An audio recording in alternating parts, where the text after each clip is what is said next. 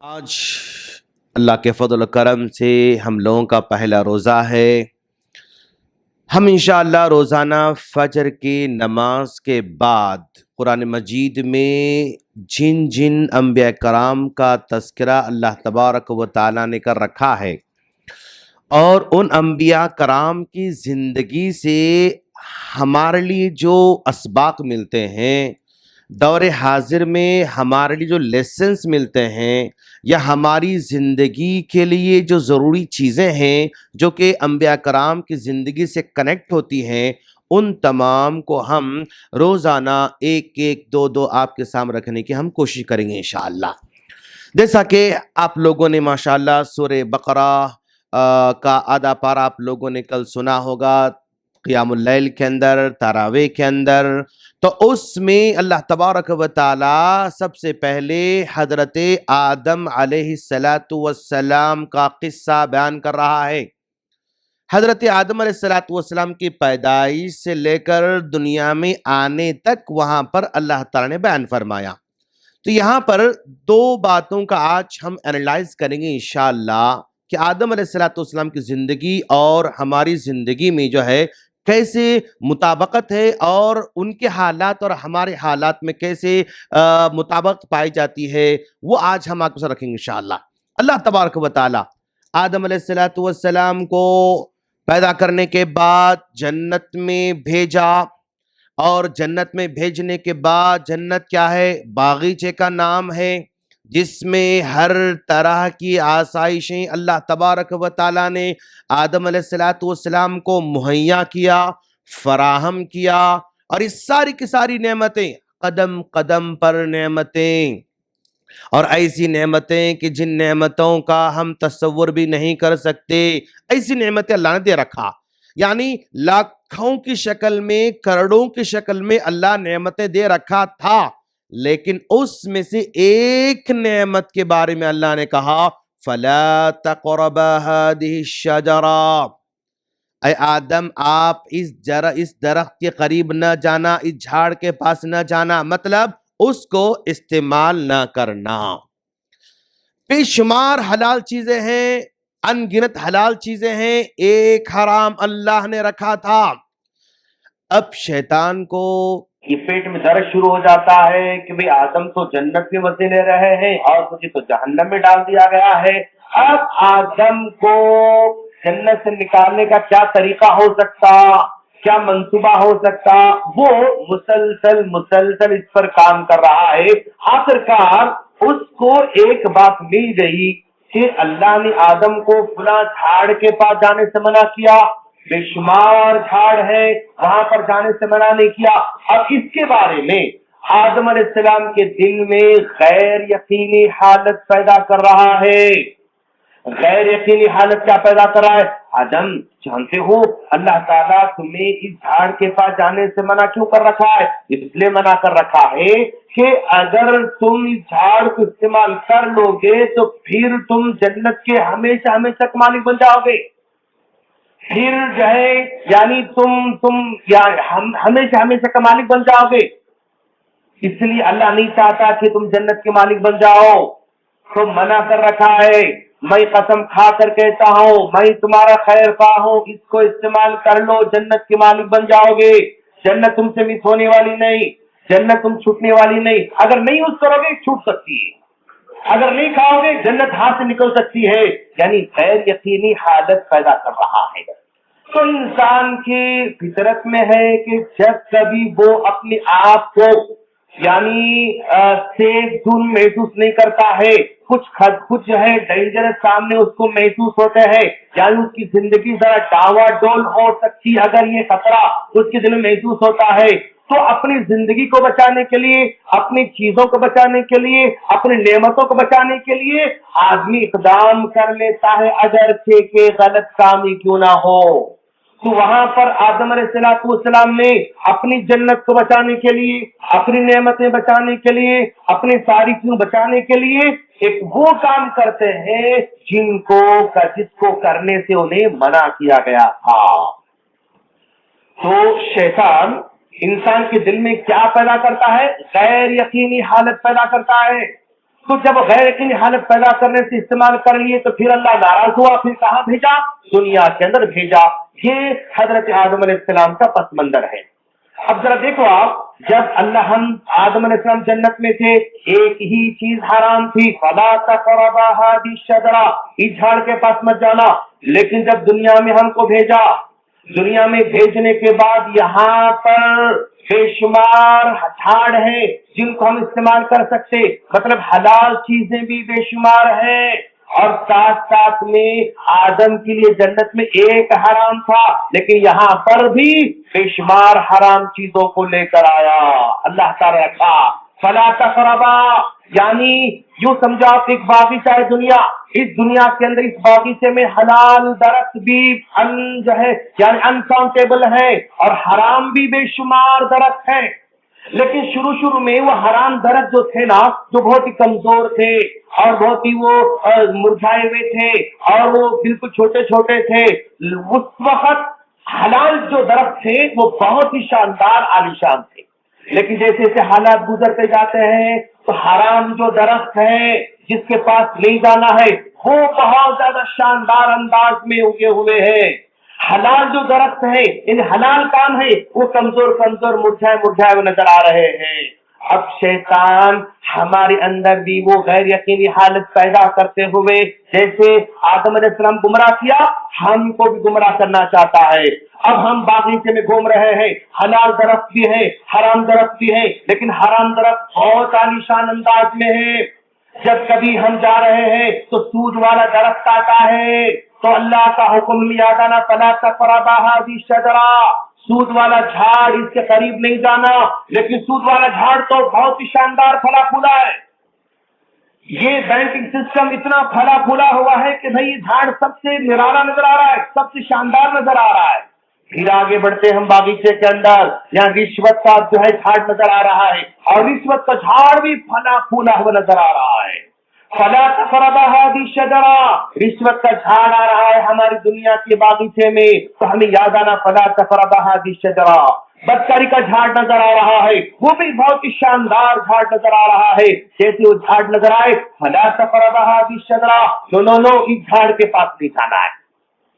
اس طرح یہ میوزک کا جھاڑ نظر آ رہا ہے اور یہ حرام کی چیزوں کا جھاڑ نظر آ رہا ہے۔ بے شمار جھاڑ آج ہمارے باغیچے میں ہے، اور ان جھاڑوں کے پاس جانے سے اللہ نے منع کر رکھا ہے۔ اگر ہم رکیں گے تو پھر محفوظ رہیں گے، اگر نہیں رکیں گے تو جس طرح آدم علیہ السلام سے جنت چھین لی گئی، ہماری اگلی جنت بھی چھین جا سکتی ہے۔ لیکن شیطان ڈراتا بھائی، یہ دور میں جینے کے لیے اگر آپ یہ سمجھ رہے ہیں کہ نہیں یہ لون نہیں لینا، ترقی نہیں کر سکتے آپ، اس دور میں مارکیٹ میں جینا ہے، ٹھہرنا ہے تو لون لینا پڑتا، یعنی وہ غیر یقینی حالت پیدا کر ڈرا رہا ہے۔ تو اس دور میں اگر آپ گاڑی چھوڑیں گے نا تو بڑے بڑے ملٹی نیشنل کمپنیز میں اچھی نوکری آپ کو نہیں مل سکتی، اچھی نوکری نہیں مل سکتی، اچھی نوکری نہیں ملے تو پھر آپ کا جو ہے یعنی جو خواب ہے وہ کام کرنا، یہ کام کرنا، فلاں کام، یہ کام نہیں کر سکتے آپ۔ ڈرا رہا ہے شیطان، آپ کی انسرٹنٹی پیدا کر رہا ہے، غیر یقینی حالت پیدا کر رہا ہے۔ آج کے دور میں آفس میں اگر ہم کام کر رہے ہیں، اگر لڑکیوں کے ساتھ اگر ہینڈ شیک نہیں کریں گے نا تو ارے بھائی یہ تو پچھلے زمانے کا آدمی لگ رہا ہے، یعنی بیکورڈ سمجھا جائے گا، تم کو ایجوکیٹڈ نہیں سمجھا جائے گا، بھی یہاں پر آ کے ڈرا رہا ہے۔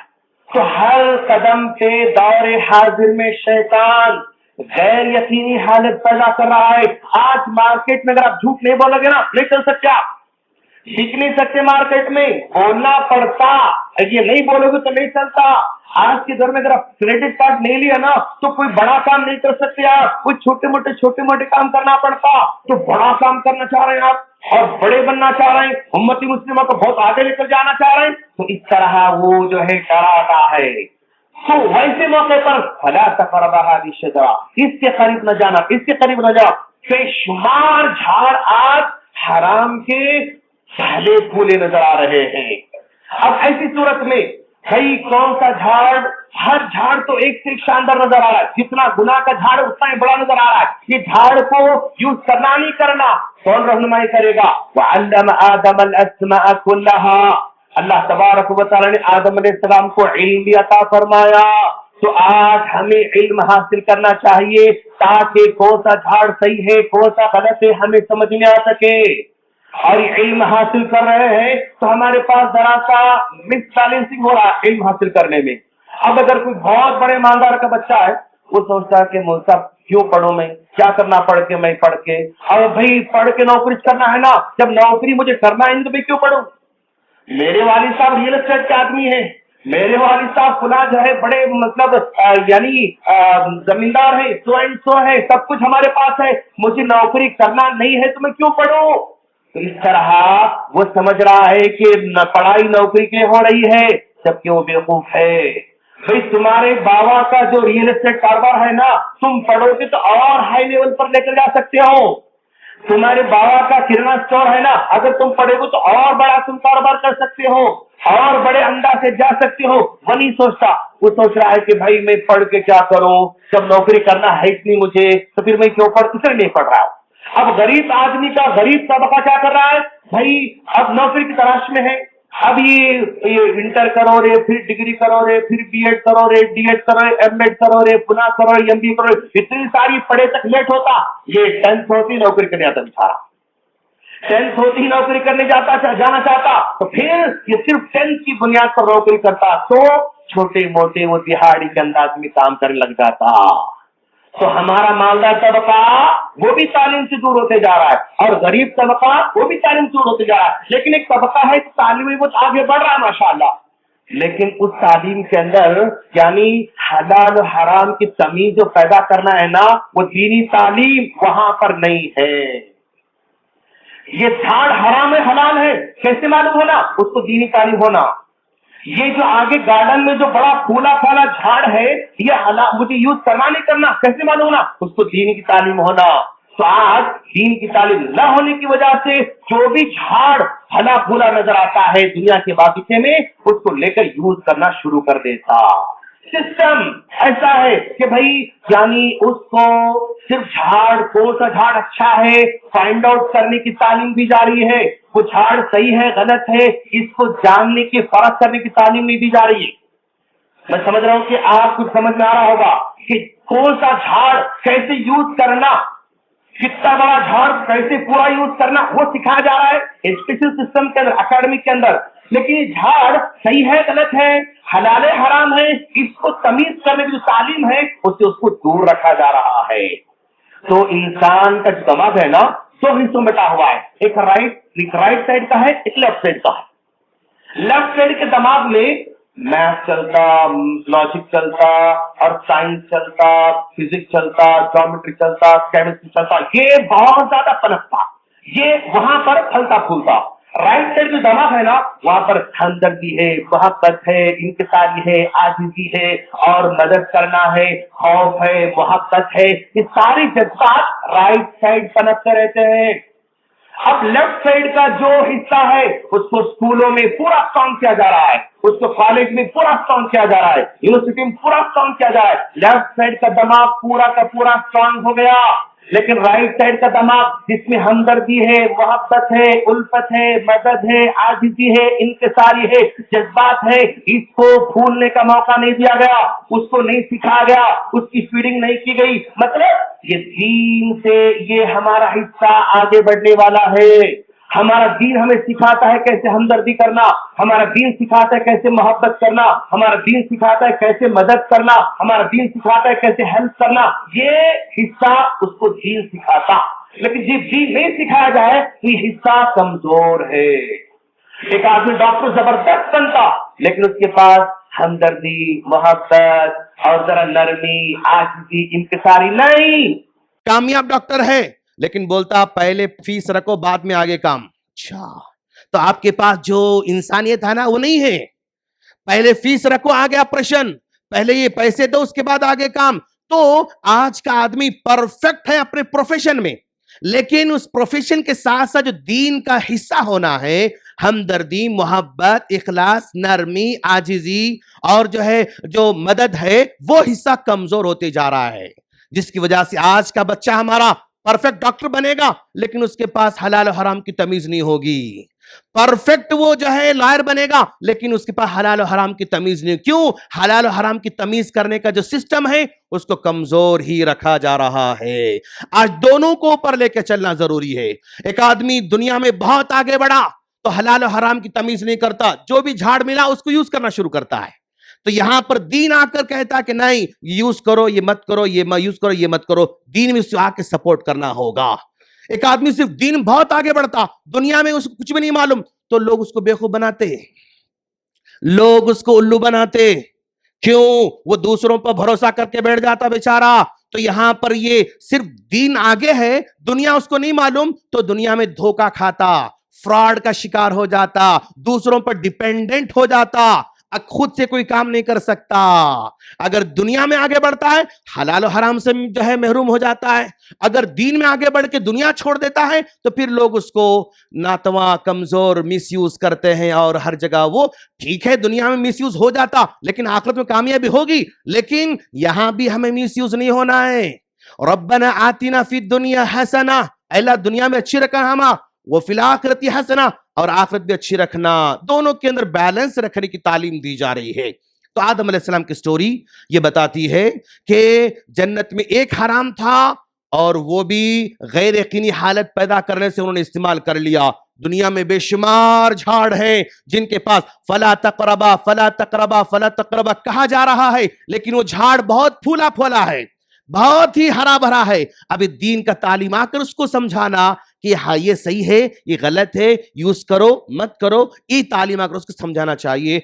अल्लाह से दुआ है अल्लाह हम तमाम को दुनिया में जो दुनिया के बागीचे में जो हराम दरख्त फैले हुए हैं, फले फूले हुए, हरे भरे हैं, उनको समझने की तौफीक अता फरमाए, उनसे दूर रहने की तौफीक अता फरमाए, जो हलाल है उसको एक्सेप्ट करने, हराम को छोड़ देने की तौफीक फरमाए। आमीन। अस्सलामु अलैकुम व रहमतुल्लाहि व बरकातुहू।